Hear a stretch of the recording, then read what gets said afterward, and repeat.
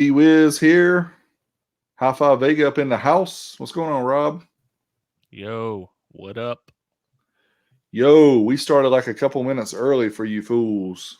Yeah, and we got no doc. It's gonna be crazy tonight. Yeah, we got no doc. We're going dockless. This is like this is like the episode from Man. Skip's Craziest Dreams. Yeah. But before we get started, Zemer, Jason, and everybody else who does the super chats, first off, thank you for doing those. We do appreciate them.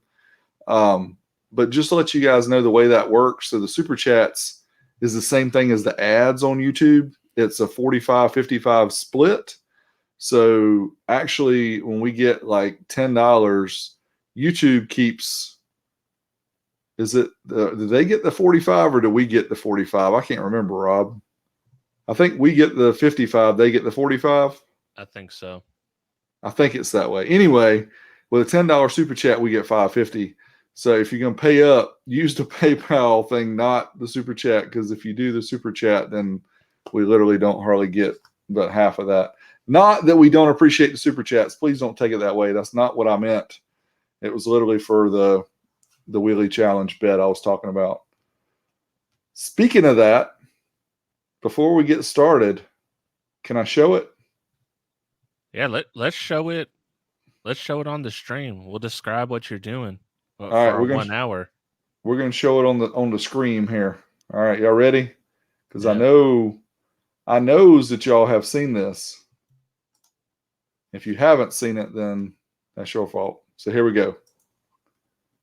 Are we ready? Let's roll. All right, guys. So this is the Williston Wheelie Challenge. Turns out people that don't believe I can ride a wheelie. So this is a 26-inch comfort bike, Diamondback Wildwood Deluxe. Yes, it has a padded seat. It has some cushion in there. It has a little shock. Put some extra air in the tires. I'm going to show you guys I can ride a wheelie. Why do I need extra air in the tires? Here we go. All right, you ready? I'm going to ride down and then turn around and ride back. Why don't you use the all rubber? Is y'all ready? Is you ready for this? Is you ready? Don't you love my grammar? Right, we're going to go down first. Then we're going to come back. It's easier to ride a wheelie uphill than it is down, but here we go. Uh-oh. What's this? Big D riding a wheelie? Oh my goodness. The smack talk. Okay, that was a little Big squirrely. D's smack talking. I don't ever smack talk. This is not like me. Get a little bit of length on here. Huh? How about this? Oh, what's this? Is this a wheelie? Look at this. He is riding a wheelie. You see this? Oh my goodness. Instant karma. Instant karma. You big dummy. Drop the phone. That's all right. I'll pick the phone up. Did you bust the screen on that? I never asked you. No, thank goodness I didn't bust the screen. That was my Pixel 3 XL. Yeah, but I got lucky because it doesn't have a very nice case on it either. It's got one of those clear cases. Yeah. But anyway, that's all I wanted to show. I just wanted to go ahead and get that out there because we did have this little friendly bet last week from some of the peeps in the chat room that didn't believe Big D could ride a wheelie. And I don't know why people think I'll be fronting on stuff like that. What's up? I think it's because you're old. Well, I guess. And overweight and all that good stuff too. But literally, yeah, I can ride a wheelie. So anyway, that's behind us. I noticed last night on Everyday Audios that T-Fade said that he could do a kickflip on a skateboard. Yeah. Well, then Skip showed him what a kickflip was, and T-Fade's like, yeah, I don't know if I can do that.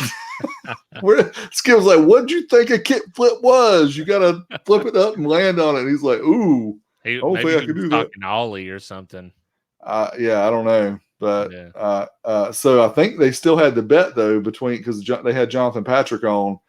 And they both were going to get skateboards. T-Fade was going to go buy one, and Jonathan was going to order one off Amazon, and they were going to try to do kickflips. So there's going to be two people that are probably going to be out next week because they're going to be hurt, and that's going to be T-Fade and Jonathan Patrick. I might have to use that diamond. I might have to do a wheelie myself when I come up there for the spring meet. There you go. Yeah. Hey, you can use it, man. I'll share. If you can do a wheelie, it's all good. Get those all solid rubber, solid core wheels, though, and then we'll be good. That's right. I just had to put extra air in the tires. It's all good. It can handle it. Yeah. So everybody in the chat room, we didn't get a whole lot of feedback yet, but you guys hear us okay? I take it. Hopefully we sound all right. We joined the live stream here just a couple minutes early. We want to go ahead, get the party started here for our podcast that we use for the recording, do our official startup and all that fun stuff, and do it before the hurricane hits me here in North Carolina. Hopefully it doesn't hit us too hard, but it actually is coming this way. So audio sounds good, so we'll go with that. Good. So we'll start up now. Unfortunately, I don't have the thing to share on the screen, but it doesn't matter because we don't really even use that anyway. So I'll go ahead and do the intro. This is episode 58, I think. Yeah. All right. Here we go. 5, 4, 3, 2. 12 Volt Talk, episode 58. Wheelie, Williston, and old school magazines and old school Q&A and all that fun stuff. What's going on, guys? This is Derek from Williston Audio Labs. As always, I have my good buddy Rob here from High Five Vega. What's going on, brother Rob? Yo, yo, yo. What's up, Williston? What do you guys say? You know, the people that join the live stream, and if you haven't subscribed yet, go to youtube.com/12vtalk. Subscribe with the notifications, and you'll get notified when we go live, because we just showed everybody on the live stream the wheelie, because people did not believe that I could ride a wheelie. And I did it on a 26-inch comfort bike by Diamondback called the Wildwood Deluxe. I think that's the model. Yeah, anyway, it's got shocks on the seat for extra comfort, a little bit wider seat, got a couple springs on there. Give Big D some extra padding, you know, for long endurance rides of the wheelies. But I did it, and I got some people to pay up. Legend status right there. And I do have to say that we had some crazy exposure going on in the front of that video. So I think, you know, there might be some CGI going on. I'm not saying, I'm just saying maybe something's up. Is there a stunt D? Do we have a stunt D? Stunt dummy? Don't tell me my co-host is hating on me. What else? What am I here for? You're here for moral support and for believing in my capabilities as an old dude that used to ride BMX. There you go. So now that's funny. The beach cruiser. Now that's one thing. Anything with coaster brakes, I cannot ride a wheelie on. So like a beach cruiser that doesn't have handbrakes and just has coaster brakes, you're not going to see me riding a wheelie on that. I've got to have freewheel, and I got to have at least rear brakes, but preferably front and rear, because if you know how to ride a wheelie, then you know that when you lock the front wheel up, it helps you stability-wise as you're riding. And also, if you're riding uphill, it's very easy to go uphill to keep your balance with the front wheel locked. Pro tips from Willie Williston here live on 12 Volt Talk. Yeah. If you need some wheelie lessons, holler at the big dummy. He's got you covered. $20 a minute, I think, or is it an hour? Either one's fine with me. If I get enough for the hour, I can do that too. Yeah. So old school magazines. What's up with that? What do you think about old school magazines? Do you miss them? What did you like? What did you hate? Let's talk about it. Dude, I miss them so bad. And I think a lot of the people in the community, especially the guys that have been around since the 80s and 90s, miss them, because that was life for us. You know, we think about that in certain ways. Us having the internet now is way so much cooler than just having a magazine. Because back in the day, literally that was your connection. Well, that and local shops and your friends and whatever, but literally that was your connection to products, to reviews, to, you know, pretty much everything related to car audio. Nowadays, you go on YouTube and you can literally spend all day and watch, you know, good video content all the time and learn things. So I think if you look at it from that aspect, we're in a much better place today than we were before, but still the nostalgia of the magazines. And I don't know, it's something, Rob, about having this physical piece of, paper and glossy pictures and that you hold in your hands. It's hard to describe how cool that is. What do you think? Well, I mean, you can't pinch to zoom on the directories, which would be really helpful. You just have to get the magnifying glass. Like, okay, I'm gonna read all the specs here, but yeah, I totally get what you're saying. It is so much better nowadays, but the problem with nowadays is you can get a couple dummies like us just talking about anything on YouTube. So at least with a magazine, you kind of expected them to know, there was some level of competence, I guess, you expect out of the person in the magazine versus, what you may get on YouTube today, myself included. Yeah, I mean, I remember, I'm sure you're the same way. It's like every month, I might have had two subscriptions. I didn't have all of them because they were expensive. I mean, back then, you're talking $20 to $25 a year. And I mean, that had to be like a Christmas present for me. And I would occasionally, go up to the newsstand and, stay away from the Chesters over there in the corner. But, I would pick up whatever magazines, but it was always cool too back then is they had the UK version magazines, which were huge. Do you remember seeing those, Rob? And they were like Yeah. twice the size of the US magazines. And I remember flipping through them and seeing the prices. And at the time, big dummy, didn't understand the difference between the pound and the dollar. And I'm like, man, that's only, $99.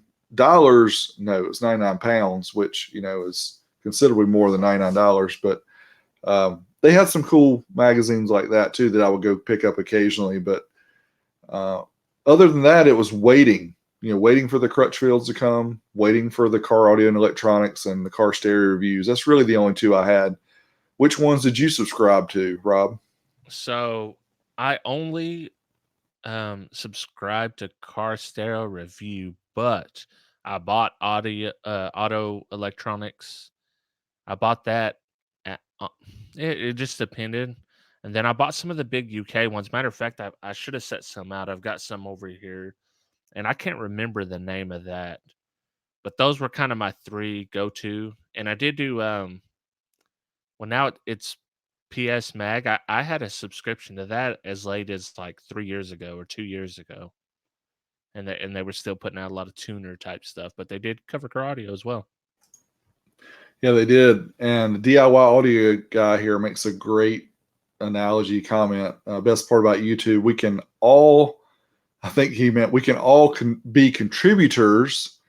There's no editor acting like a gatekeeper. In other words, you don't have somebody saying, oh, we're going to use that. We're not going to use this. Oh, we're going to show this amp test. We're not going to show that one because they're paying for an ad. Things like that gives us more control. And that's what's cool about the whole YouTube thing.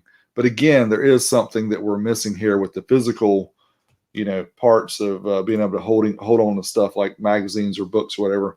And I did a book a couple years ago, Rob. You might remember the little coffee table book I did with pictures of amplifiers and stuff. And I had big plans of updating it and doing it maybe every year and updating not only the pictures, but also updating dyno results and stuff like that, trying to match them to the old amps that we like to look at. But yeah, that's a lot of work. Yeah, for sure. And one aspect that I miss of magazines in particular is the photography, the cool shots that you would get. And that's something that I want to bring back myself. And I need to be better at photography and think about it a little more than I do, because that was so cool, man. Just some of the cool shots you would get. And I'll tell you, someone that does that a lot is Soundman. Like in his videos, he gets some of the coolest shots of his low riders and stuff like that. I just love that type of stuff. Yeah, creative people have that vision of being able to do things like that, and I agree. It made me think about. I'm trying not to go off topic too much here, but we talk about it every week, so I'll talk about it now. There's a website that a guy's doing called oldschoolbmxtv.com, and he's got some of the old magazines scanned and uploaded. One of them, one of the early freestyling magazines, I think it's from '85, has got a picture of a guy going up a quarter pipe, and he's in the air. I think it's Mike Dominguez, but anyway, just the angle of the shot and the wide angle lens made it look so cool. And I'm like, man, who would have thought of that? Normally you're thinking about, oh, let me get up here so I can get the picture. But he was down so low, and it made him look like he was a lot higher than he probably really was. But yeah, it's that creative vision. And, that's still a skill that I won't say that is lost, but even though, you can have the best YouTube content, you can be the best reviewer, you can have all the tools you need to do the reviews, but having that artistic capability and being able to add in things like that really does just put you on a whole different level. Yeah, for sure. The skill. I mean, if you have the skill, you can work with whatever tools you have. It's like trying to fix a golf swing with new golf clubs. If you got a bad golf swing, if you don't fix it, it's going to be bad on all those new golf clubs you buy. So, just all about your skill level and your technique. Yeah, the comment from Mark in chat room says he got to see and read about brands and specific models in those magazines that he would never have gotten to see at his local shops that maybe didn't carry them. And that's a great point. We try when we do videos to kind of cover a wide, broad range of products. So we try to do that now, but there's so many different brands, and there's new ones popping up all the time too. It's hard to keep up with everything. Yeah, but as far was speaking of the keeping up with certain brands, the ads did that for me. Like I'll tell you one, it's those call cell. They were just a total Macintosh Clarion type ripoff, but they had some of the coolest ads, and I never seen any of that stuff local, but I was so into it simply because they had cool ads and they were just ripping off Macintosh like wholesale. Yes, I mean, seeing these magazines like this with the pink cover, this is typical 90s stuff here. But I mean, you're right. There's graphics design going on here. There's photography skills going on, things like that.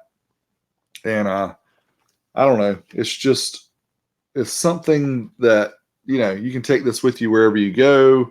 You don't have to have a computer, but there again, I think Rob and I both kind of have a vision, hopefully moving forward, that when we eventually get more time, that we'll be able to put together a community of people to scan these things and get them so everybody can see them. Even though it's not the same as holding it in your hand, to have it on a tablet. I even thought before about buying Amazon Fire tablets and loading them up with the micro SD cards full of scanned magazines and just sell them. But, there's the copyright thing, because in all reality, you're scanning somebody else's content. There's pictures in there that are copyrighted. The articles, at one time were written by somebody who was paid to write the articles. So in a lot of cases, what's the UK magazine? There was one called F.FWD that the guys actually got permission from, I think it was the publisher or something, to be able to post those up a few years ago, and actually got most of those downloaded. And those are really good magazines too. Some of the things that we didn't see over here that were available in the UK, but it was only from like 90 to like 92 or 3. So it's the earlier 90s, but they were really good, but they were allowed to do it. So now, with things like car audio and electronics, car stereo review, auto sound and security, Autotronics that you just saw, some of the other ones as well. My fear of getting the scans was always, hey, is somebody going to come after me for posting this? Because it's not that I don't want to share with people, but it's like I also don't want to get in trouble. Yeah, for sure. I mean, that's a definite. It would be like someone using your YouTube videos. You might have something to say about it, even if it's 10 years later. I mean, you still created all that content.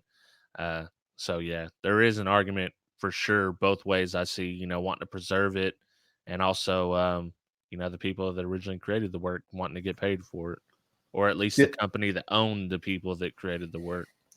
yeah. My whole thing, I don't personally care about making money. When I was talking about, the tablet, it was more or less just so that people could have everything. Because as you know, when you put content out there, if you're putting it on a website, then people have ability to download it. My fear was always that people were going to get a hold of the content and try to start selling it on eBay.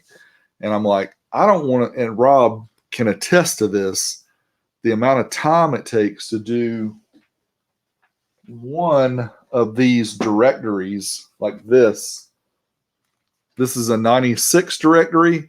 It's got over 298 pages. I know you can't see that, but almost 300 pages. It takes probably 8 hours, even with a scanner that'll do 2 pages at one time. Still, you're having to scan, change the page, lay it down, scan, change the page. It took me, I've spent literally 8 hours on one magazine doing the scans. And I'm sorry, I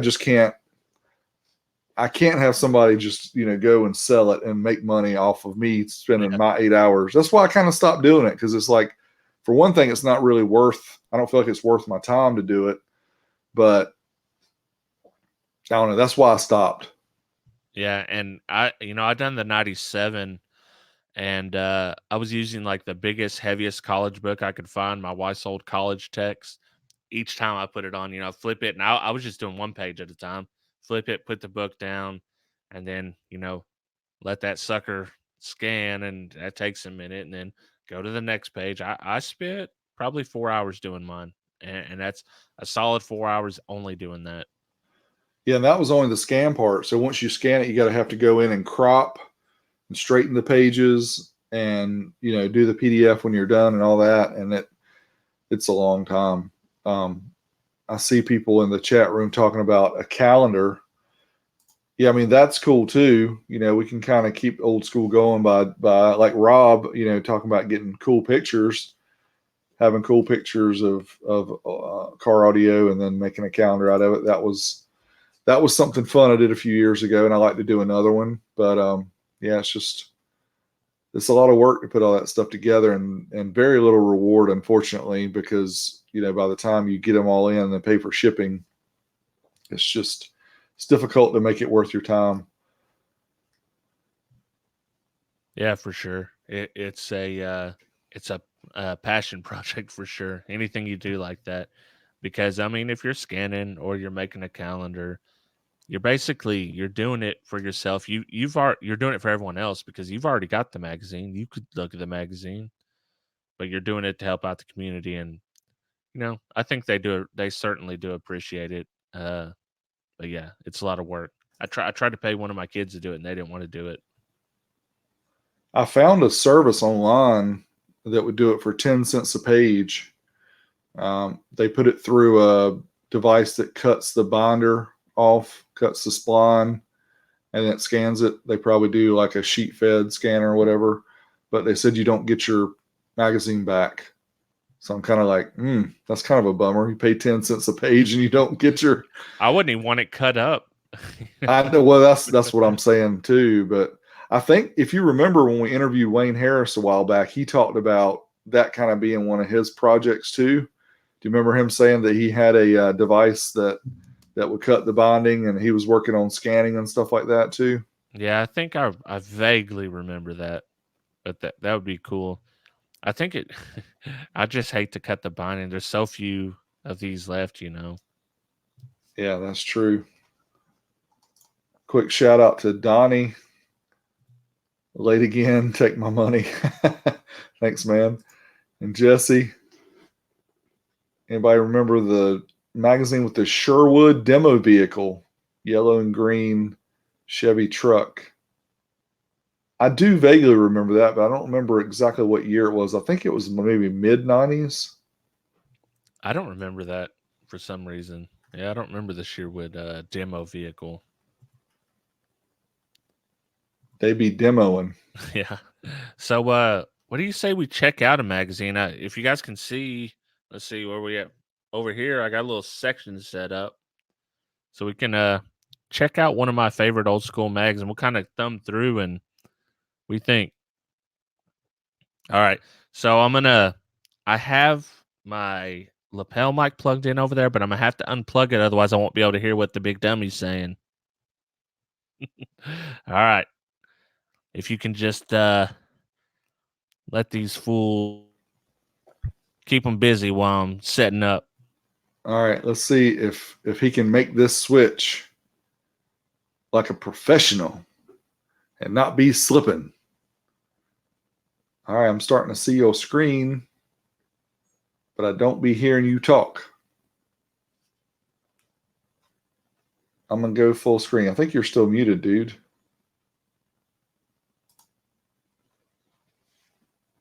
Cannot hear you, brother.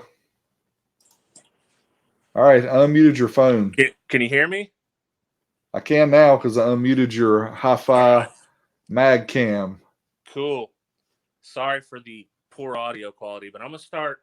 Well, first of all, these shootout issues, oh man, dude, these were so dope that, just how if they had 4 ants, 4 suds, whatever, I love that. But this magazine right here is pretty much my whole audio career summed up into one.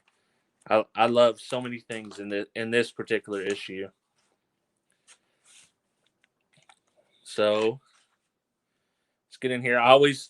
Did you guys ever did you check all this stuff out? I always read this stuff in the very beginning. I don't know if you can see how well you can see it, but yeah, I read it. I read it, Rob, from cover to cover. Definitely. Yeah, all the editors, check that out. This is one of my favorite Pioneer amps, and I've got one coming for the old school SPL challenge.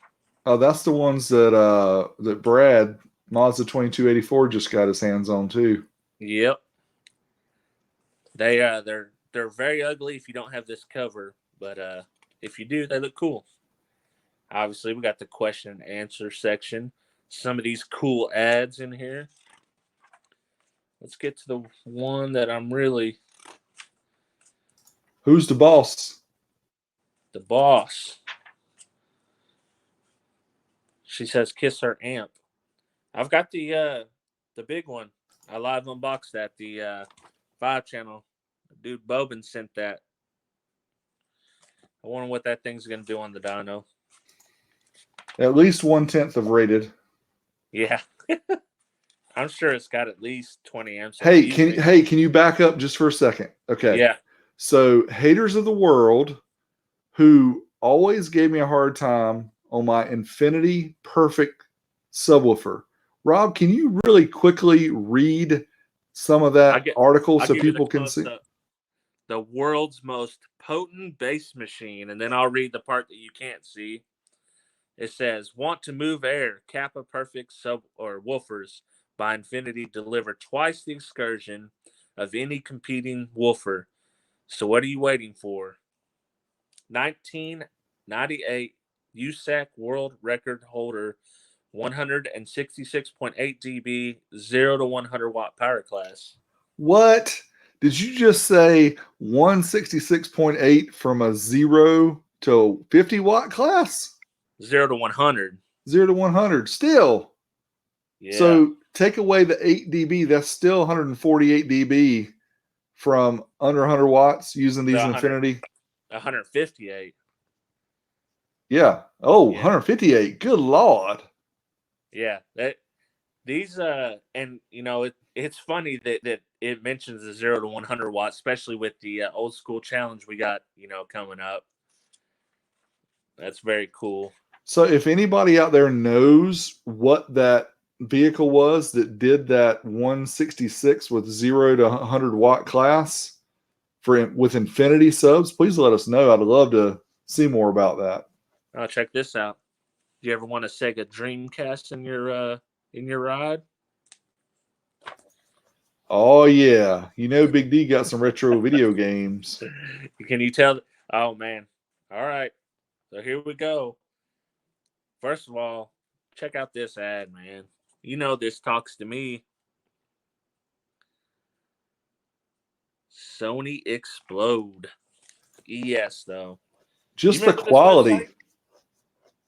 You can look it up on the Wayback Machine, probably, and find some info. Yeah, I used to go on there, but when these Kappa Perfect component sets come out, I was so enamored with them. I had some Focal polyglass at the time, and when these come out, I really, really dug them, and I ended up getting some. I sold the polyglass to get them, and I really wasn't disappointed.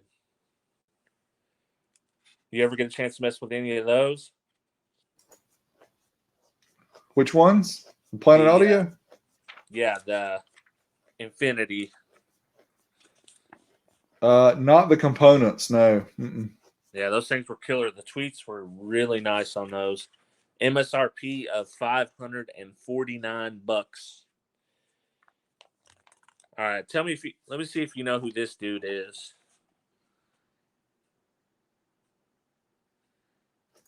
His first name is Cove. His last name is AUD. That's Whitey Ford, man. That's Everlast. I was playing. This is one of my favorite builds of all time. It's a US Amps, and he had the Cove Armageddon subwoofers. Let's try to get you up close here. And I think in here he's competing SQ with this. So I don't think that it tells the decibels that it done, but he had a US Amps 2000, and then for the fronts he had the US Amps 100s for the front and rear fill as well. It's a sweet system though. There's a picture of the amps there. And then I know there was at least one more thing. Can you go back real quick and show that acoustic ad? I think several of us saw that with the yellow amp. Right there. There you go. Anybody use those? This magazine's from 2000. I've known people that use these, but I never used any of them. See if we have anything else. Obviously, the accessories. Look at that, man. Just a bunch of bling right there. The Stinger. Yeah. Oh, and in Boston. Gotta love some Boston acoustics. And I actually like these better than the Pro Series. And then the Pro Series were good for tight bass, but they did not get very loud. No. In my opinion. This one. Check out all those. I think he has an X320 and two X220s. A whole Pioneer system in there. I bet you Brad's going to want you to scan that for him. Yeah. Brad come down and scan it himself. I bet he's got this magazine. It's got a pretty sweet setup. He's got the nice Pioneer mid-range as well and tweets. He's got the Memphis. Then this amp was, if I remember correctly, was this Kicker's first Class D amp? What's the model number? Is it the DX350? Yeah, I think it was. Yeah, and it actually done pretty well. I think it, it's a 350 watt amp. It's got 50 amps worth of fusing in it, so. Yep, she'd be underrated. Probably 500-ish watts. Hey, here's one of those brands you don't hear about much anymore. Ample Audio.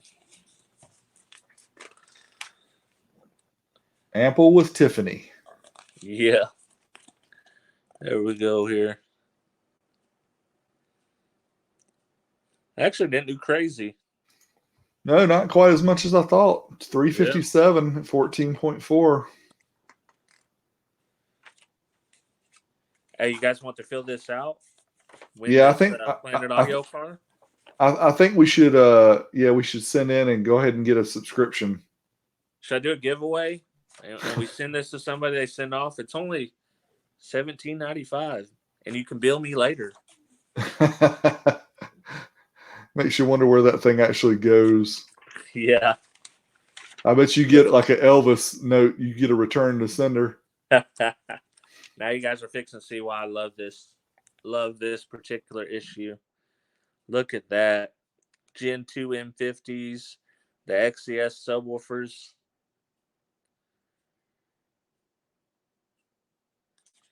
He's got a whole XCS setup, and even he's got the diagram out here in a panel. Yeah, that's cool.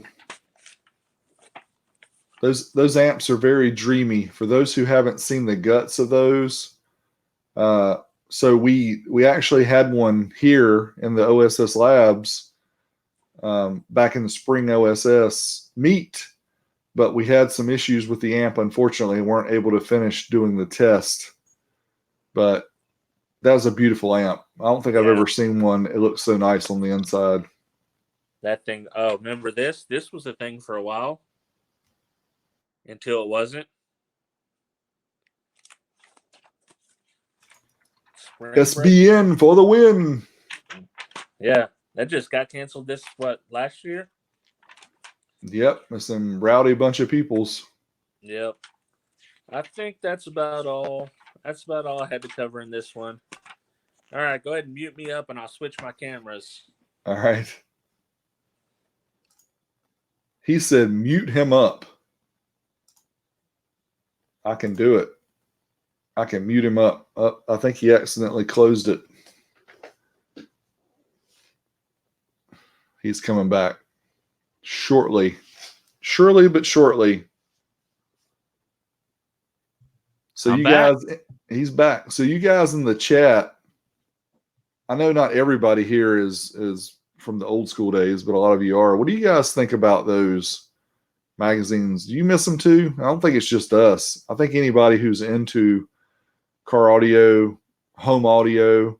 You know, one of the other ones that I really liked was the audio video interiors. Did you ever see that one where they used to show the real elaborate home theaters and stuff?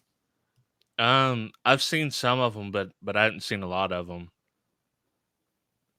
Yeah, there was one epic, and I think we talked about this before, and somebody even sent us the link, but it was Fabio, and it showed his home theater. He had those infinity towers, the ones that came with like 612s, and then the emit tweeters and mid-ranges in one panel. So there was like two different enclosures for just one channel, and he had them on the left, the right, and then both of the rears, because this was before the center channel stuff took place. But he had all that and a projector way back in the day. They said it was about $1 million, I think, set up.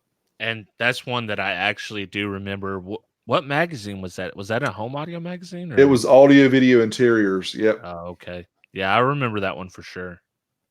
Yeah, that's crazy. Somebody did a search before, I think, and found it. And the pictures weren't very big, but you could still see it. And I think a lot of people in the chat and a lot of people that are probably listening to this who at one time had magazines, probably either A, they're still at your parents' house, B, your mama threw them away, C, you took them with you when you got married and your wife threw them away, or D, if you're lucky, you still got them. But in the most cases, either A, B, or C, and then D or 1, 2, and 3, and 4, whatever. But most people don't still have them. I didn't either. So I spent, well, almost 10 years trying to gather all the ones that I lost. And I actually found more than that. But it's not easy to find these things anymore because everybody wants them. And I was down to one box because somewhere in a move, I don't know what happened to them, but I had a lot of magazines, and I ended up with just one box. That's all I could find of my old school magazines. Yeah, I saw Damian Brooker made a comment earlier, and I didn't get to post it up, but he said that he was missing the very first car audio and electronics and said he had all the other ones. So the very first car audio and electronics was July of 1988. The only reason I know that is because, I had to find all those, and July of 1988 was the first one. And actually, April of '89 was the first directory from Car Audio and Electronics, but Car Stereo Review had them before that. But Car Stereo Review used to share with Stereo Review, and they only did like a couple issues a year, like early, and then when you got to maybe the mid to late '80s, they started doing like spring edition, then they do a summer edition and a fall and a winter, and then they started going to the bi-monthly. Remember that? They do January, February, March, April, stuff like that, and so you get 6 issues a year. And Car Stereo Review to me was, I don't know, it had better articles, I think, but I don't know. I like getting the Car Audio and Electronics every month. I thought it was pretty good too. Yeah, and I was just gonna say that I have some like some stereo review directories from like 77, 78, 79, and they actually listed car audio in there. So they were actually the car audio directories. Yeah, and when I was doing research a few years ago, looking for old car audio directories, I found that Audio Magazine actually did a car stereo directory starting in 1976. So they went from 1976 up to like 1996 or something. Anyway, I have a picture on Instagram that shows all of the Audio Magazine car stereo directories in there. But the funny thing is, the very first one from 1976, it covers tape decks or 8 tracks, boosters. I don't even think they have any amps listed, and then like 6x9s and 4-inch. They didn't have any subwoofers. They didn't have any component amplifiers. It was literally 2 or 3 pages total, and that was it. that was all it was for the guide. That's the one that I ended up having was actually the stereo. Yeah, that one has got it's like a rainbow picture on the front. It shows a car and it says first edition car stereo directory. And I see it occasionally pop up on eBay, and I don't want to buy another one and let other people get them. But I did at one time, wanted to keep buying them. I was like, I don't know how many of those are still around, but it's not that much stuff. And if anybody wants those 3 pages or whatever, you just send us an email, 12btalk@gmail.com, and I'll send you over so you can see what the very first directory was and what products they had for stereos, for car stereos. I was going to show just a little bit, and I'm not going to do what Rob did because I don't have the layout, but this is a car stereo review from 1991. And the thing that I really like about what Car Stereo Review did is they would do these sections where they would give a car. So, for example, in this one, as soon as I can find it, they would say they have like a 91 CRX. Because, those were real popular back in the late 80s to early 90s, which I can't believe that 91 they stopped making them. But hopefully I can find it. But what they did is they had the people give systems that they would do in those particular vehicles and see, if you had $1,000, what would your setup be? If you had $1,500, this is, what would your setup be? And if you had 3,000 to 5,000, what would your setup be? And it was always interesting to see, of course, the dealers, just like they are now, you ask people online, I need to get an amplifier. What do I need? Well, you can hear from the Wolfram guy saying you need Wolfram. You can hear from the tar amps guy say you need tar amps. You can hear from the audio pipe guy say you need audio pipe. So just like that, the guys who put together the systems, whatever they sold is what they recommended. So we sell ADS. You need an ADS amp. You need ADS subs, ADS mids, all that. Yes, it costs $17,000, but that's what you need. Yeah. I did love those episodes or those issues where it did have the like, this is your $500 setup, this is your $1,000 setup, or whatever it may be. I would comb over those and like, what would I choose if I had 1,000? They chose this. What would I choose? And it just gave you could use your imagination, just run wild in those books for a lot of time. Well, I bet people these days would probably appreciate seeing stuff like that. Maybe that's something that we haven't tapped into with the market, Yep. is to, put together $500 to $1,000 systems and say, this is what I would do. And I don't know, it's a thought. And that would be a way to get, maybe some of the manufacturers to help join in, to say, hey, we're putting this together for a video. You guys want to donate, an amplifier and some speakers and this and that, and then we can show people. And I don't know, the only kickback to any of that is, obviously some people are going to agree to help out and others not. So you're choosing what people will give you. Well, I would like to choose it first and then go ask after, right? That way you're not swayed into your decision. That's why you need someone like Crutchfield to do it. Like, okay, Crutchfield, you've got access to all this stuff. Let me go in your, I've thought about that plenty of times, about doing something like that, the $1,000 system, whatever it may be. And maybe we need to hit Mark up and say, hey, Mark, hook us up with Crutchfield. Yeah, that would be really cool. And of course, they do that when they do their installs in the magazines on their website. They show people and systems they've set up, so they kind of already do it. But hey, I can't tell you how many times I get comments or emails or Facebook messages or anything like that with people asking that same question. I've got $200. What amp do I need to buy? And it's like, it's more than that. What are your other, what else do you have? Do you have any subwoofers? Are you planning on doing a bass system, or do you want a balance system? Because generally speaking, I would recommend, getting like either a 4-channel amp and a small mono block, or getting a 5-channel amp, which would run everything. But, if you're planning on doing 150 plus dBs, you don't want to be starting off with a 5-channel, because that's not going to help you along the way. Yeah, for sure.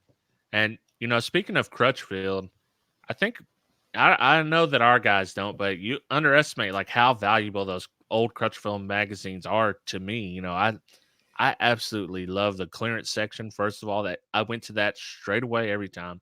I read all the articles, and then I looked at every single spec on every amp, even ones I wasn't interested in back in the day. What about you? Did you do the same thing? Same thing. And I hate over the years that I tossed a lot of those or whatever, because it's the same thing that you just said. Even though the sales may have expired and, the information wasn't valid anymore for that time, I've actually accumulated some more Crutchfield magazines too over the past few years. And one of them the other day I just got in has got the Infinity DPA 275, which is their first Class D full range amp. And I've got one to do a video on. I was trying to gather some additional information on the history. So it's really good to have that, because Crutchfield has a really good write-up, about the amp and about they do say some things wrong about, the Class D being digital and stuff like that. But as far as the information goes, they had some good graphs and things from Infinity about how it works. So I think, like you said, those are very useful. And I also did the same thing. Most of the time, I never really bought anything from Crutchfield unless it was in the clearance section, because that was the time when it was actually a good deal. Because otherwise, Crutchfield was pretty much, you were paying retail price. Yeah, for sure. I actually bought quite a lot from Crutchfield, and actually, why don't I do a screen share and show y'all how much of a customer I was of Crutchfield here. Let me see. Application window. Hashtag Bill Crutchfield, hit us up. We want to interview you. I sent you an email. You must not have seen it, or either it went to your junk. All right, look at this. 2008. Can you hear it? No. Can you hear that? No, did you do the option to share the audio too? Let me make sure. Uh-oh, we're starting to see. Uh-oh. Here, I'll switch it back and you can bring it back when you're... Yeah. Oh, I can't do it. I can't switch it. Well, hold up. Let me make sure that I've got the Yeah, the little checkbox is at the very bottom of the window when you go to share it. Okay.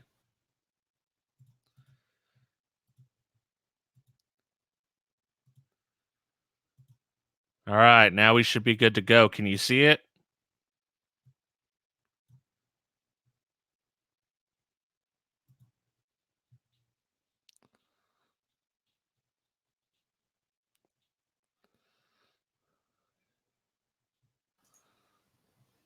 I'm still not hearing anything, Rob. You still don't hear it?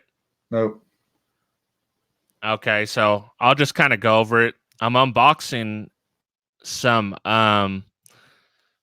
components that I got from a Crutchfield. You Dream It, We Help You Build It from 2008, the very first one they had. I wrote an essay in for my sister's husband who had MS and he was in a wheelchair. I wanted to build a system for his little wheelchair, and Crutchfield, I ended up winning that, and I actually not only got that, but I got $1,000 gift certificate for getting first place because they did pick like 3 different people to do that. I'm gonna skip ahead here. I just built a basic little kind of custom enclosure to hold the head unit, some power blocks, and he's got some I think it's Alpine speakers on this side. You can't really tell here because the quality is absolutely atrocious. And then we needed it to be removable. So I had just this is his subwoofer, the Kenwood, all in one. I just had it strapped up to a system there. And we had some little lights on it. So when it gets dark, you kind of see the lights going off with the music. Yeah, got the little lights going in there. A young Hi-Fi Vega. That's really cool, man. That is too cool. Yeah. I'm glad they have the video. What did you use to video that back then? A flip camera, the very first generation of flip. So it was like 480p. Yeah, you guys should check it out. If you haven't seen it, you should check it out. It was yeah. Who knew We'll my definitely have YouTube to link. start? Yeah, we'll have to link that one below for sure, so people can go see it. Because I'd like to see that one again too. That's pretty sweet. Yeah, it's only a 3-minute video. It doesn't take much of your time. But And I remember the pictures, and I remember you being in the magazine and all that stuff. Well, I didn't know you then, but I remember you showing it afterwards. yeah. That was really cool. That was awesome that you did that. So back to Crutchfield. So I'll tell you a quick Crutchfield story. I don't know if I've told you this before, but I used to work for a company that we had a office up near Charlottesville. It's actually Palmyra, Virginia, which not too far from Charlottesville. So once I started going up there and I realized, I was like, Charlottesville. I've heard that name before. Obviously, UVA is in Charlottesville, but I was thinking, oh, it's got to be something else. And then it hit me. Crutchfield. Crutchfield's in Charlottesville. And yeah, flip camera, not phone. But so I was like, man, I'm going to give myself some extra time when I go up there so I can go check out Crutchfield. I want to see what's up, right? So I look it up, and this is way back. This is well before they had true GPS. I had a laptop that I used for work that I had a little GPS device that was USB, and I had this expensive software that my company let me buy that I had it on there. So anyway, I found out where Crutchfield was, and I drove to it. But the place I went to was like their warehouse. It was like the Crutchfield discount store or something. And so I get there and I'm all excited, dude. I'm like, dude, I'm at Crutchfield. This is so cool. I walk in the front door and I'm like, what? And it was like, what's the best way to describe it? It was kind of like a Sam's Club, but it didn't have any displays. It was like everything was in racks as you walk by and up and down the aisle. And I walked by like 4 or 5 people, and they didn't say anything to me, like to help me or ask me, what was going on. And I'm like, I must not be in the right place because, man, Crutchfield is usually too nice and whatever. But I walked up and down the aisles, and I saw some things and kind of slid them off on the shelf and looked at the price, and it wasn't that good of a deal. And I was like, man, what a gut shot. What a bummer. I was expecting to walk into this place and be like, But whatever that store I went into, some kind of a Crutchfield warehouse, it was not impressive.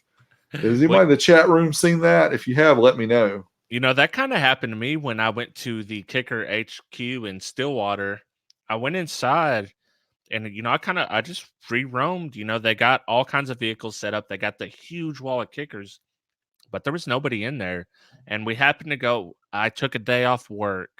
So it was like during business hours. So I don't know, you know, if they have like they kind of do tours on Saturday and Sunday or whatever. But, you know, I just kind of walked around, seen it, and dipped out. You know, I didn't really get to play around much while I was there. Yeah, that's a bummer. But I remember being completely, you know, it's like they say, Crestfallen. yeah, they say never meet your hero because you'll be disappointed. In this case, dude, I was expecting a lot more than what I saw when I went there. But I we still want you on the show, Bill. By the way, Yeah. And I'll tell you one that I want to go to. This is total side jag, but Parts Express does that Midwest Audio Fest. They do like a big swap meet and stuff. Man, I want to make it there one day. I got to make it there. yeah, my only problem is I'll need to drive because I'm not going to be able to fit everything on the plane that I want to buy from there. So Yeah, me too. I think it's probably about the same distance for either one of us.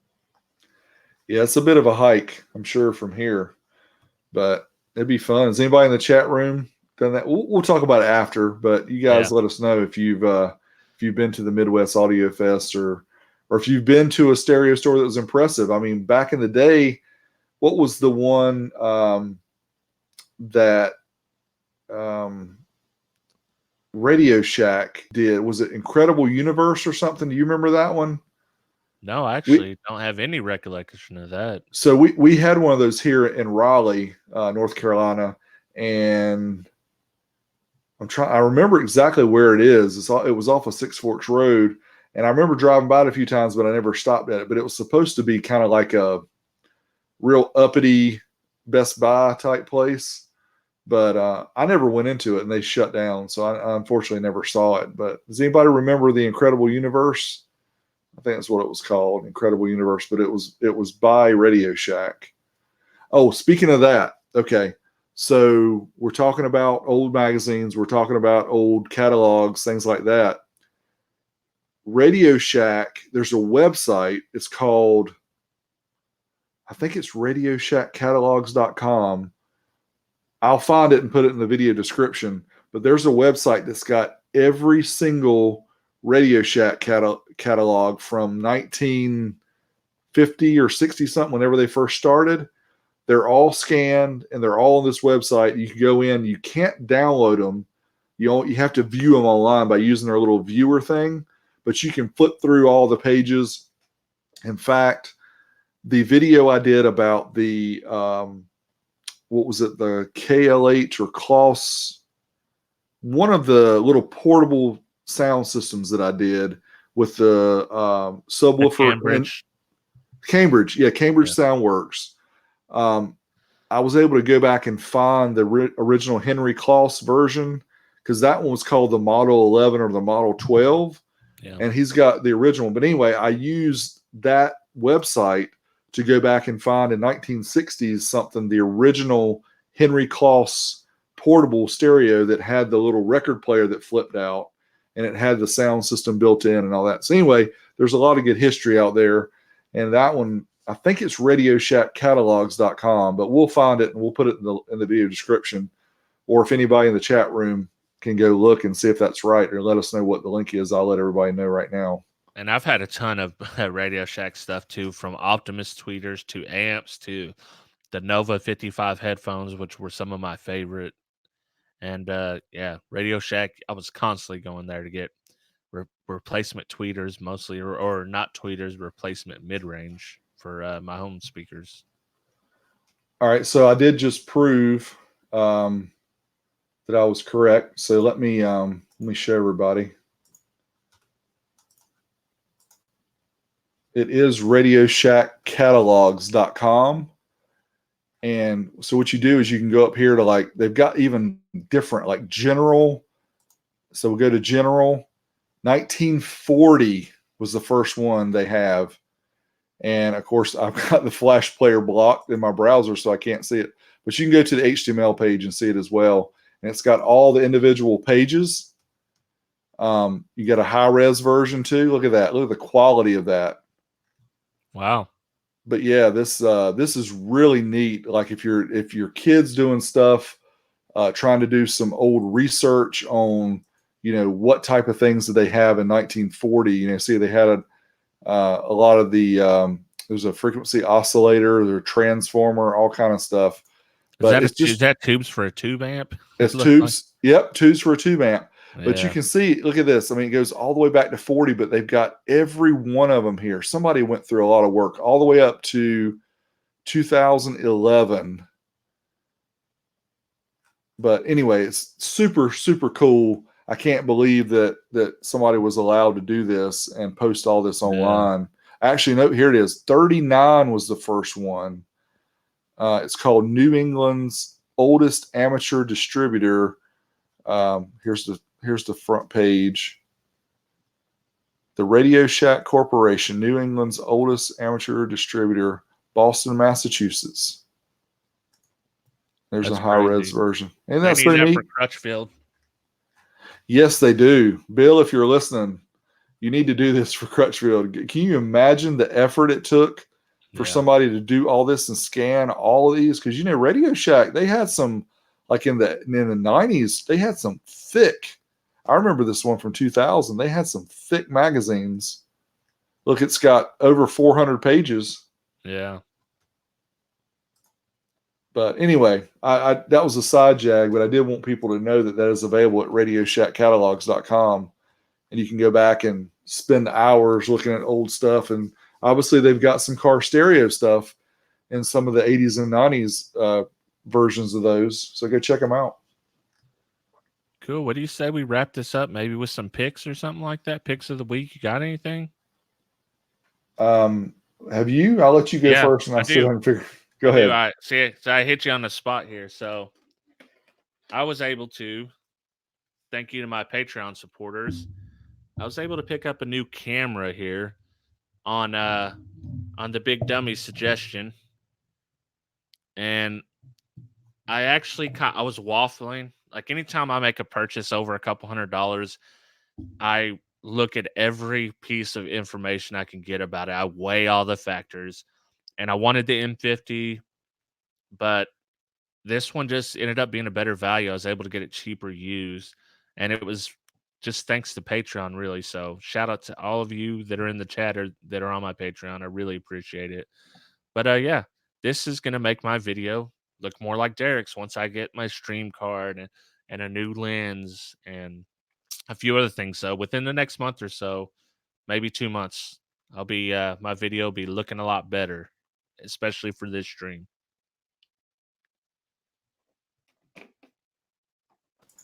Cool.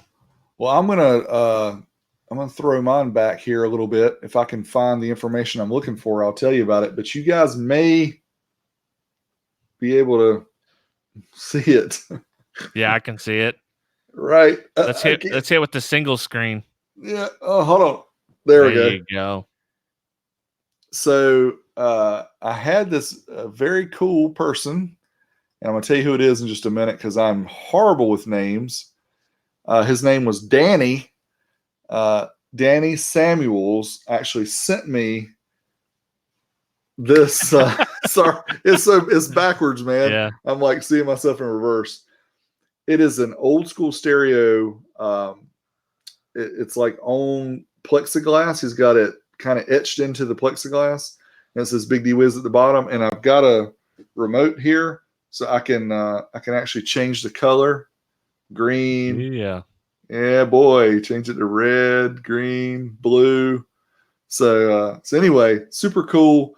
He sent this to me a couple weeks ago. I just got a chance to open it up. It took me like 30 minutes to unpackage it because he had it wrapped very well. There's no telling how much he paid the UPS store to pack it up. But thank you so much, Danny. I do greatly appreciate that. That was really cool. I enjoy those things like that when people send cool stuff. I did have something else to show, but I just got a call. So hold on a second. Oh no. He Yeah. trying to flex with his $900 Razor phone. What? Did you No, get this the is not a first year come $900 out? Razor phone. This is an OG. This is an OG Yeah. Razor phone. Those I cost pl- over $1,000 when they new, remember? this one didn't. It was a free from Verizon Yeah. with your contract. But this is one of the first ones I had that had a camera on it. And if you guys can't remember how bad cell phone cameras were back then, and those who are listening, unfortunately, they're not watching. This is an original Razor cell phone from Verizon. It's got a little camera on it, but it was 640 by 480, I think, resolution, Yeah. and just horrible. And I tried to power this thing up not too long ago because it uses a mini USB, but the battery is so dead it won't even turn on. It says the battery's bad, so I can't turn it on to see what pictures I had on here because it'd be cool to see. Oh, dude, when those come out, they were the hotness, and I'm telling you, they were like over $1,000 when you first. They ended up being free at some point, but people were paying like $800-900 for them all day long. I mean, it's still a super cool design. Of course, we don't use phones anymore and actually talk on them. Yeah. But I can't wait until they can get the newer phones to be able to fold up and be this Well, small and fit in your pocket. if you look at a new flip phone like that they sell nowadays for like grandparents and stuff, they're just like old ugly phones now. They never went back. They never bested the Razor design. They went back just to the old ugliest phones they could find.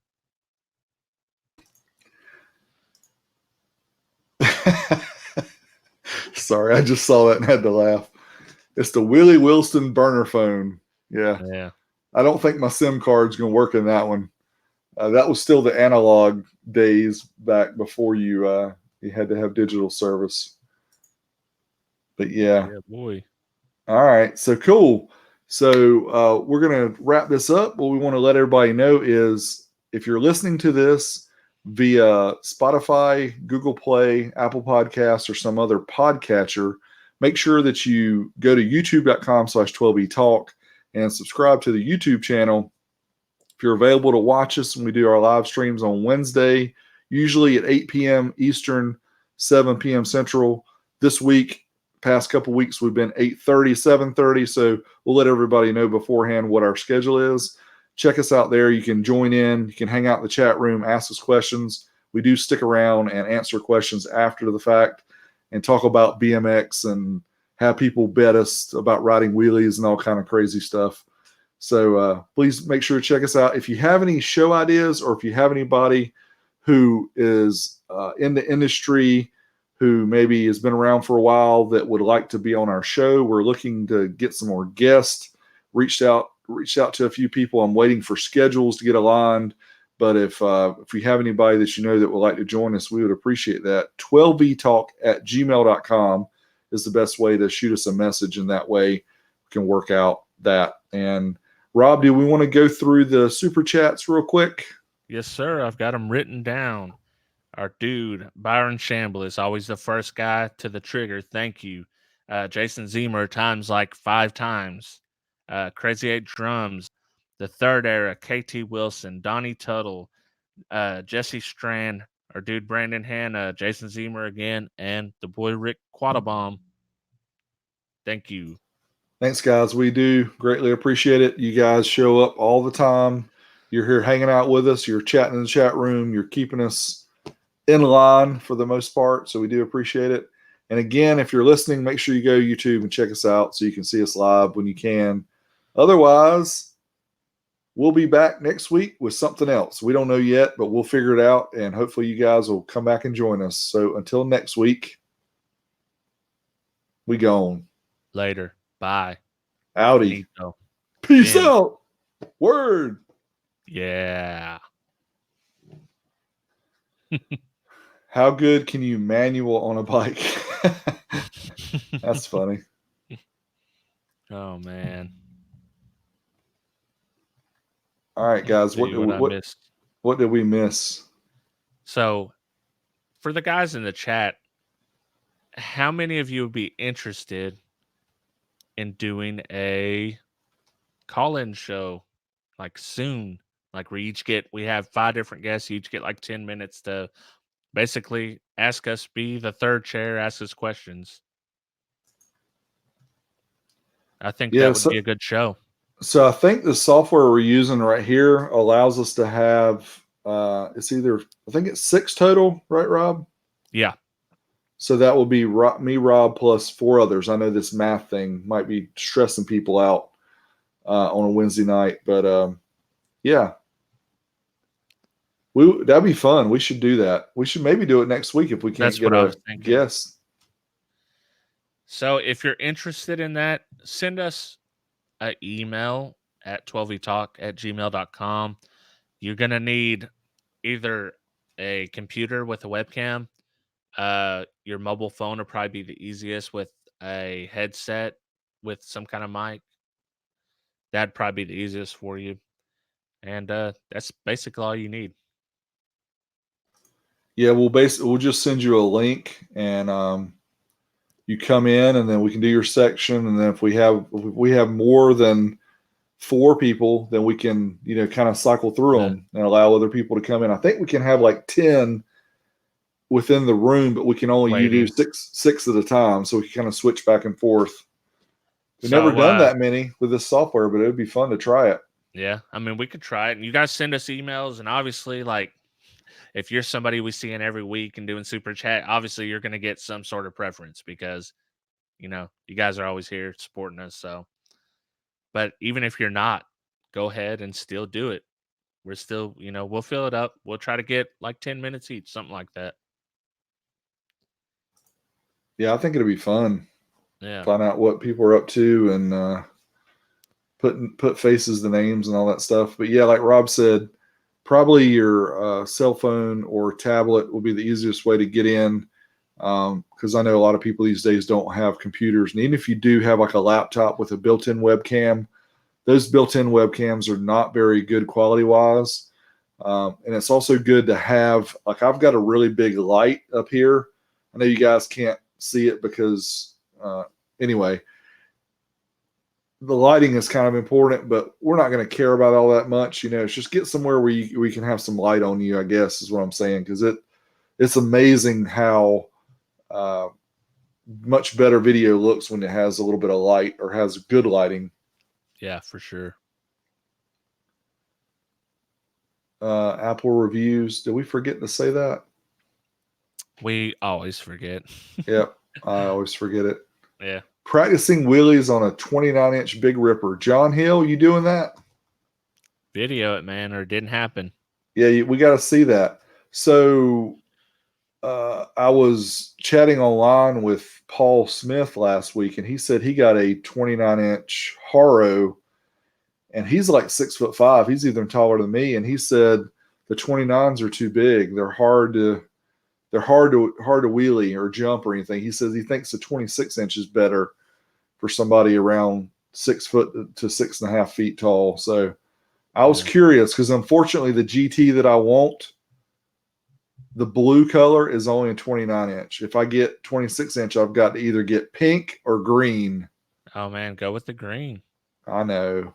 I'm not getting a pink one, but I'd rock that pink, man. Well, I'd rock it too. It's the but one I want. Is it? Yeah, that's the one I'd take.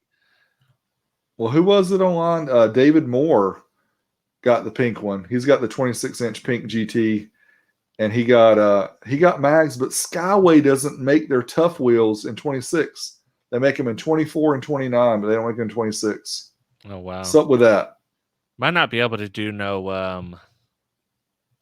wheelies in a 29-inch, but it'd still be fun to ride. Yeah, well, I mean, I don't know, the 26 might be okay, but I'm concerned about those laid back seat posts because I'm a heavy dude, and a laid back seat post, it better be supported. Have you ever seen the ones that are laid back and then they have the little support bar in them? Yeah, that would be me. So someone asked about the old school SPL challenge. Let me share my screen here so I can give a quick update on that. So application window.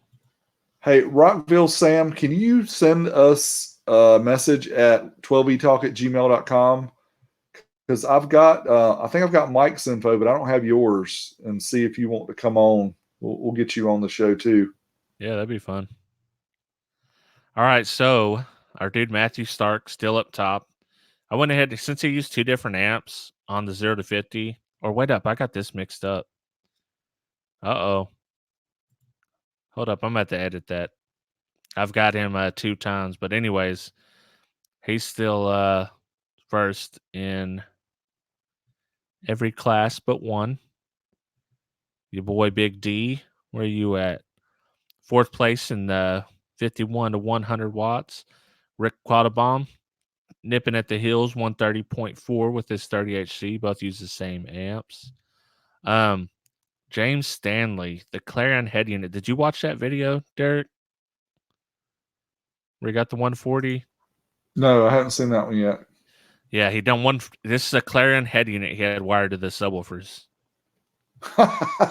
And I was like, dude, he took the time to do that. I will allow that. It's an old school. It's older than, it's like a 99 or something like that, 97. So, yeah. And Brad done the 144.7. Craft Chest YouTube channel. Done a 135.8. I think he's got a few more. Mitchell Bloomer, another a 150.3. So, yeah. Here's my sad attempt, 137.1, but we're gonna change that up. So why was the 225 HCCA on that? Was it because it was walled? On the which one? Yeah, it was walled. Okay, Yep. I was gonna say, why is he on 251 to 500? But yeah, he be walled. Yep, he was walled. And I think he has some updates that I didn't get to see yet.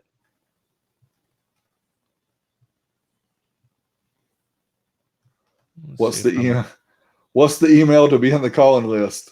It's on the screen. Yep. It's on the screen. And when we first picked out the name, we were going to use 12volt talk at Gmail, but if you spell it out, it doesn't sound right. Like 12 volt talk, the volt and the talk. Yeah. So that's why we decided to do 12V talk, even though we call it 12 volt talk. Anyway, there you go. Yeah. Word. Oh, and I blew up an amp doing that.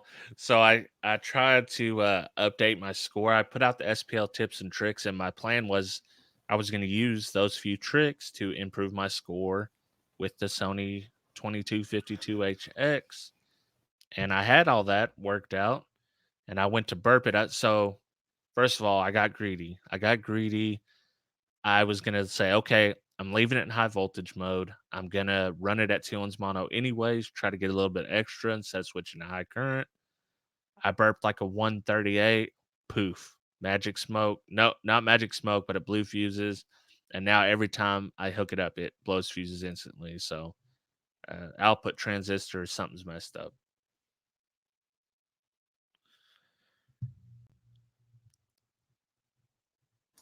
If you guys haven't seen the latest video that Steve Mead did, show just a little bit of it real quick. He did this kicker demo vehicle, had kicker amps.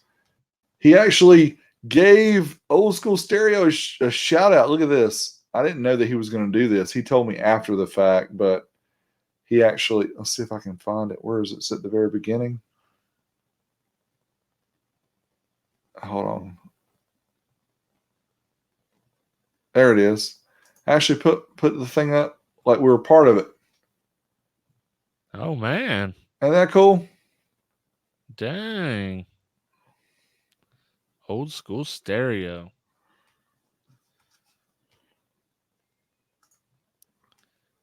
And he got the shirt. So yeah, I sent him a shirt because his birthday was like a couple weeks ago or something, and Rob has got some of these shirts too from Teespring. But if you do the premium ones, man, they're so super soft.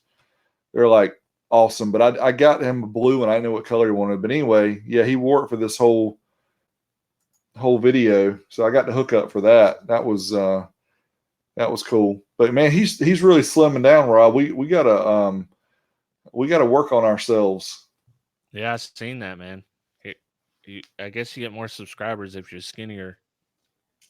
If that's the case, Well, I'm also done. if you're blonde with blue eyes, and you can guess the rest, you would get a lot more subscribers. But we're not going there.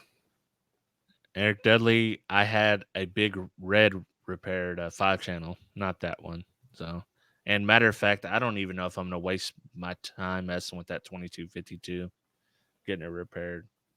We'll see. Yeah, I hear that. May just be a wall hanger.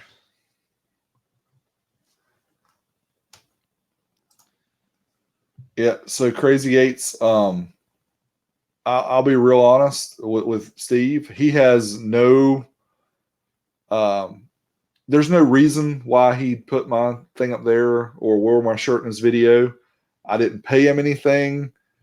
He just likes helping out people. I mean, seriously, ever since way back before I even got an amp dyno, of course I did buy the DD1 or whatever, but he was real supportive. And if you see lately, he's been talking to EXO, and I think he's done some stuff with Ed also at Showtime. He's really into kind of bringing the community together too. So I think that's really cool what he's doing, because he's close to 700,000 subscribers. So he's going to hit 1 million here probably within a year or so. He'll hit 1 million. Yeah, I'm gonna need at least 2 years to hit 1 million. 2 years, man. Cool. I'm trying to hit 10,000. You'll get there. Yeah, I ain't sweating it. I like being small. I fly under the radar. Yeah, Larry. I mean, you're right, Larry. I do use his stuff in my videos. But I mean, how many people buy an amp dyno? Those things are like $3,800. There's not going to be many people that buy them. Now, the little handheld ones, if they can finally get them back in stock, which I think they're getting ready to, those should do pretty good. But like Rob and I, if we ever get Steve on this show, and he's been invited, and he almost showed up one time and then kind of backed out, but if we can get him on here, our biggest thing is going to be, please do an SMD all-in-one tool. We want it to do the IMSG. We want it to do the dyno functions. We want to do it the DD1 functions. We want it to do everything. And he can charge $700 for it. That's fine. It has all the functions of all the tools. Thumbs up. Yep, he can still sell them separately. It's fine to sell them separately still if he wants to. But I still think there's a market for somebody that needs the creme de la creme. Well, and nobody's online testing with audio precision tools. There's just nobody's doing it. Basically, you're testing with either something SMD does or a Term Lab. Yep. That's all there is to it. Yeah, I mean, the ones that use the audio precision, I mean, they give you a lot of measurements, but you've got to have all of your load banks separately. You've got to have so much additional equipment to do that, and the AP itself is about $25,000 if you buy a new one. And Rockville Sam says he used audio precision. So yeah, I mean, a lot of people that use them have to take a class, learn how to use it, because it's got so many options. 1 million subscribers equal the Old School Amp Museum. Remember that promise? I remember. Pepperidge Farms remembers. Yeah, I don't remember that. Did I say that? Yeah, you did. It was like on episode 3 or something. You can't listen. Jason Zemer is a real OG. He's seen every episode. You ain't slipping nothing past him. And we say a lot of dumb stuff. That's the unfortunate thing. We say a lot of dumb stuff, and it's on wax for everybody forever. So, yeah. That's true. We'll probably find that clip. I probably did say that. There you go. Yeah. I'm too dumb. I'm too dumb to use audio precision. So, Rockville Sam, since you brought that up, answer me this, please, sir. In the inside of the box of the Rockville amps is a certified sheet that has a number on it. Where does that number come from? Because I've not been able to get that number as a... Yeah, the amp dyno is limited, but the amp dyno should be measuring, as far as the output power goes, at 1% distortion, should be measuring the same as Audio Precision at the frequency given. But I've not been able to match those numbers that are on those burst sheets. Where do they come from? And what tool and what voltage and all that stuff are they doing to get those? So we can talk about that if you come on the show. But anyway, that's why he's not coming on the show. Well, I think Ryan had the same question because he did some too. And granted, like that T2 that's 1200 watts, I think on the sheet it says it's like 1250 something. I got like 11 something. It's not, numbers wise, it's not that big of a difference, but still, I like to understand where they're getting those numbers from. Well, and I think the way that I think it happens is it's kind of a batch number. It's not individual. So they test, like one out of the batch, and then all of them get that number or something like that. That's what it seems like to me. Could be. Well, but he says you're correct. So I was expecting him to say you need more gain. Well, I don't know what the correct is about, but it just showed up here, so I just added it, and we'll go with that. Derek going all Geraldo on Sam. I'm not going Geraldo. I like Sam. I love it. You're trying to find who was it? Someone's tomb. Who was it? Al Capone's tomb or something like that. Yeah. Yeah, I like his Need More Gain clip. That makes me laugh every time I hear it. Yeah. But that is the pains of doing a live and trying to do. That's just too much, man. Too much to try to do all that in a live session. Yeah. Al Capone's safe. Yep. Oh, big fail.